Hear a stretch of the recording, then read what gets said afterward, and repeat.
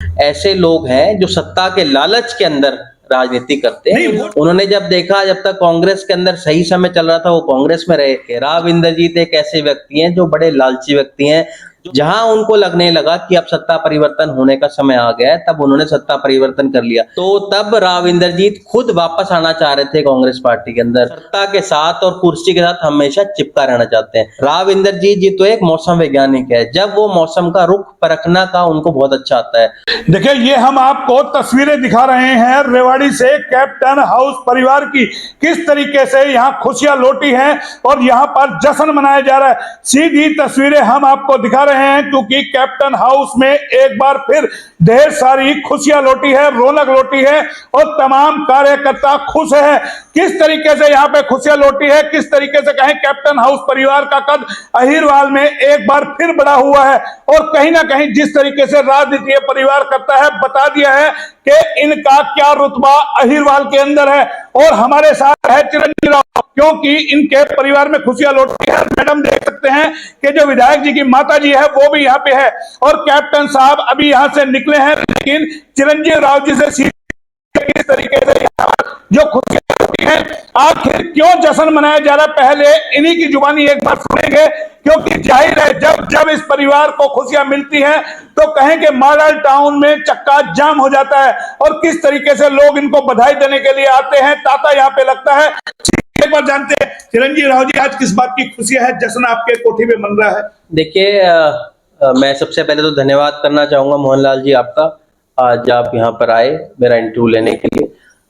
मैं सबसे पहले धन्यवाद करना चाहूंगा हमारे राष्ट्रीय अध्यक्ष मल्लिकार्जुन खड़गे जी का, हमारी पूर्व राष्ट्रीय अध्यक्षा श्रीमती सोनिया गांधी जी का, हमारे नेता राहुल गांधी जी का, हमारे संगठन महासचिव वेणुगोपाल जी का, जिन्होंने मुझे राष्ट्रीय सचिव बनाकर प्रभारी बनाया राजस्थान का। और एक बहुत बड़ी जिम्मेदारी मुझे जो पार्टी की तरफ से मिली है उसके लिए पार्टी का मैं धन्यवाद करता हूं और विश्वास दिलाता हूं कि पार्टी के लिए हम लोग राजस्थान के अंदर काम कराएंगे और सभी सीटें राजस्थान में हम जीतेंगे। राजस्थान में जीतेंगे, सुन लिया आपने। दो खुशियां, राष्ट्रीय सचिव बनाए हैं, राजस्थान का प्रभारी बनाए हैं। तो इससे पता चलता है कांग्रेस पार्टी में कैप्टन हाउस परिवार का क्या रुतबा है, किस तरीके से इनके पिता ने लगातार कहें 6 बार यहां से जीत हासिल की और पार्टी का कद ऊंचा किया है। और 2019 में कैप्टन के बेटे ने किस तरीके से जो है रेवाड़ी की सीट जिता करके कांग्रेस की झोली में डाली, उसका इनाम कहीं ना कहीं आज कांग्रेस पार्टी ने इनको दिया है। लेकिन सवाल यह है कि अब राजस्थान में क्या करेंगे? जनाब, आपने तो लगातार दिया और कांग्रेस ने भी आपको देने में कसर नहीं छोड़ी है। आज आपको जितना बड़ा पद दिया, आपके कहें आपके निवास पे खुशियां हैं, ढेर सारी आपका स्वागत किया जा रहा है। क्या लगता है लोकसभा चुनाव है उसको लेकर के आपको एक जो जिम्मेदारी दी है, राष्ट्रीय सचिव आपको बनाया है, तो किस तरीके से लड़ाई लड़ेंगे अब? मोहनलाल जी, मुझे कांग्रेस पार्टी ने 2010 के अंदर पहली बार संगठन के चुनाव हुए थे और मैं प्रदेश अध्यक्ष बना था हरियाणा युवा कांग्रेस का। उसके बाद राष्ट्रीय सचिव बनाया गया मुझे भारतीय युवा कांग्रेस में और प्रभारी बनाया गया 3 प्रदेशों का, वहां हमने काम किया। 2019 के अंदर कांग्रेस पार्टी ने मुझे चुनाव में लड़वाया यहाँ से और यहाँ की जनता ने मुझे पहली बार में विधानसभा भेजने का काम किया और लगातार हम तब से कांग्रेस पार्टी की और लोगों की सेवा कर रहे हैं। और कहीं ना कहीं उस काम को देखते हुए पार्टी ने एक बड़ी जिम्मेदारी मुझे, क्योंकि हमारे इस इलाके से पूरा जो दक्षिण हरियाणा है, आज से पहले कभी कोई भारतीय राष्ट्रीय कांग्रेस के अंदर इस हमारी जो सबसे बड़ी बॉडी है उसके अंदर कभी कोई नहीं गया और पार्टी ने जो मुझे मौका दिया है, मैं धन्यवाद करता हूँ पार्टी का और इस इलाके की जनता का, जिन्होंने हमेशा मेरा साथ दिया है। और आने वाले समय के अंदर भी हम सब लोग मिलके यहाँ से भी, क्योंकि हमारा जो चुनाव है वो 5वें फेज के अंदर है, हम लोग यहाँ से जाएंगे, कांग्रेस पार्टी को मजबूत करेंगे और आने वाले समय के अंदर हमारी ये कोशिश रहेगी कि राहुल जी के नेतृत्व के अंदर कांग्रेस पार्टी की सरकार देश में बने। देश में बने, क्योंकि इस परिवार को कांग्रेस ने देने में कसर नहीं छोड़ी है। इनके पिता को ओबीसी का राष्ट्रीय अध्यक्ष बनाया है, बड़ी जिम्मेदारी दी थी, किस तरीके से खुशियां यहां पे मनाई गई थी। और अब बेटे ने जिस तरीके से राजनीति में कदम रखा है, 2019 में पार्टी को रेवाड़ी से जिता करके जो सीट दी, जिस तरीके से झोली भरी, पार्टी ने उसका इनाम चिरंजीव राव को भी दिया है। लेकिन सवाल है लोकसभा चुनाव का, क्योंकि की इनके पिता तैयारी कर रहे थे, किस तरीके से जो है कहें फार्म भरने को लेकर के नाराजगी सामने आई, उस पर भी बात कर लेते हैं। आपके पिता लोकसभा के उम्मीदवार थे, पिछली बार भी बने, इस बार तैयारी थी, लेकिन नाराजगी किस बात पे हो गई कि तमाम चीजों को लेकर के टिकटों की घोषणा नहीं हो पा रही है अभी तक? देखिए, मेरे पिता पिछली बार लोकसभा का चुनाव लड़ा था गुड़गांव से और 5 लाख से ज्यादा वोट उनको आई थी। बड़ा अच्छा चुनाव उन लोगों ने लड़ा था और उस वक्त आप लोगों ने देखा था देश के अंदर जो माहौल था वो पूरा भाजपा का था। और आज आप देखिए, हम लोगों ने लगातार मेहनत की है, पिछले कई सालों से वो लगे हुए थे, पार्टी के लिए प्रचार कर रहे थे और आने वाले समय के अंदर भी अगर कांग्रेस पार्टी उनको विश्वास दिलाकर चुनाव लड़ने के लिए कहेगी तो हम लोग पार्टी के सच्चे सिपाही हैं। हम लोगों ने हमेशा पार्टी के हिसाब से चले हैं। मेरे पिता सन 1989 के अंदर पहली बार यहाँ से विधायक बने और लगातार 6 बार पार्टी ने उन पर विश्वास दिलाया, वो यहाँ से लगातार जीते।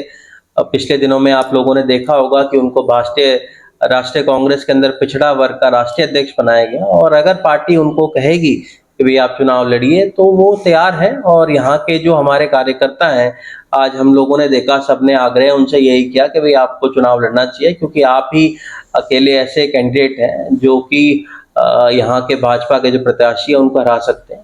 तो मुझे लगता है जो भी फैसला पार्टी हाईकमांड करेगी हम उसके साथ हैं। पार्टी हाईकमान जो भी फैसला करेंगे उनको देखेंगे, लेकिन कहें कैप्टन हाउस में किस तरीके से एक बार फिर चिरंजीवी राव को बड़ी जिम्मेदारी दी गई है, ये रेवाड़ी विधायक का कद बताता है पार्टी के अंदर। नहीं तो न जाने कितनी पार्टियां हैं, कितने लोग हैं, कितने नेता हैं जो दर दर भटकते रहते हैं, उनको पार्टी में कोई जिम्मेदारी नहीं मिलती। लेकिन चिरंजीवी राव से एक और सवाल करेंगे, हालांकि वो विपक्ष को लेकर के है, लेकिन अहिरवाल का बड़ा दिग्गज नेता उस पार्टी के अंदर है, उस पे सवाल बनता है। पिछले दिनों ओबीसी का बीजेपी ने सारी सरकार गिरा करके नया मुख्यमंत्री बनाया नायब शिव सैनी को। आपको नहीं लगता राव हमारे अहिरवाल से है, उनको एक मौका मिलना चाहिए था, उनका सपना पूरा हो जाता सीएम बनने का, क्यों इग्नोर किया? आपको कुछ जानकारी है इसकी? देखिए, आप लोगों ने देखा होगा 9.5 साल तक भाजपा लगातार प्रचार करती रही कि मनोहर लाल खट्टर जी ने बहुत अच्छा काम प्रदेश के अंदर किया है और हम सब लोगों ने देखा है कि मुख्यमंत्री तब बदला जाता है जब उसके खिलाफ लोगों के अंदर रोष हो। आज आप देखिए, एक सेफ एग्जिट कहीं ना कहीं मनोहर लाल जी ने लिया और नायब सिंह सैनी, क्योंकि आप जानते हैं कि चुनाव हारने की दहलीज पे ये लोग खड़े हुए हैं, कहीं ना कहीं हार का जो ठीकरा है वो नायब सिंह सैनी जी के ऊपर फोड़ने के लिए कहीं ना कहीं एक उन्होंने नया उनको इस्तेमाल किया है। जहां तक बात आपने राव इंद्रजीत जी की करी, आज आप देखिए पिछली बार भी यहाँ से 50 सीटें हमारे यहाँ से जीत कर गए थे, तब भी उन्होंने एक बार ये नहीं कहा पार्टी से कि उनको मुख्यमंत्री बनाया जाए।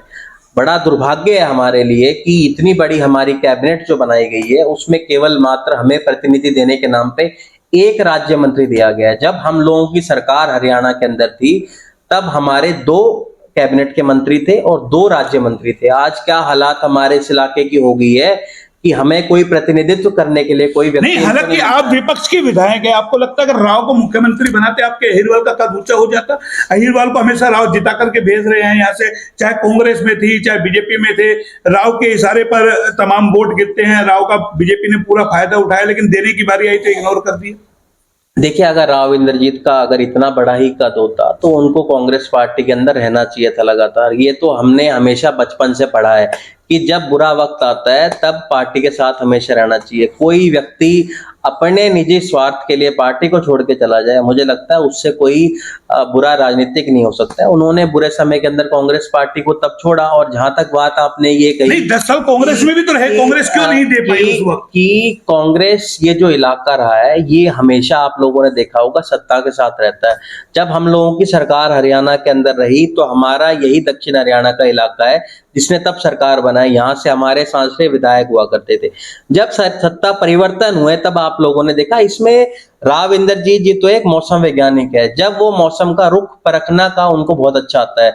उन्होंने जब देखा, जब तक कांग्रेस के अंदर सही समय चल रहा था वो कांग्रेस में रहे, जहां उनको लगने लगा कि अब सत्ता परिवर्तन होने का समय आ गया है तब उन्होंने सत्ता परिवर्तन कर लिया। पिछली बार भी आपको याद होगा, अगर ये पुलवामा की घटना ना हुई होती तो तब राव इंद्रजीत खुद वापस आना चाह रहे थे कांग्रेस पार्टी के अंदर।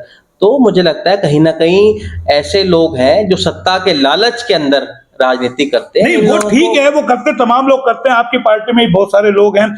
लेकिन मेरा सवाल ये है, अगर इस बार बीजेपी राव को अगर मुख्यमंत्री बना देती, आपको नहीं लगता आप तमाम लोगों का कद ऊंचा होता, भले आप विपक्ष के हैं, अहिरवाल के चौधर हो जाती? देखिए, मेरा ये मानना है कि किसी भी व्यक्ति को आप उसको मुख्यमंत्री बनाएं जो सभी वर्गों के लिए काम करे, सभी प्रदेश के लोगों को एक नजर से देखे। राव इंद्रजीत एक ऐसे व्यक्ति हैं जो बड़े लालची व्यक्ति हैं, जो सत्ता के साथ और कुर्सी के साथ हमेशा चिपका रहना चाहते हैं।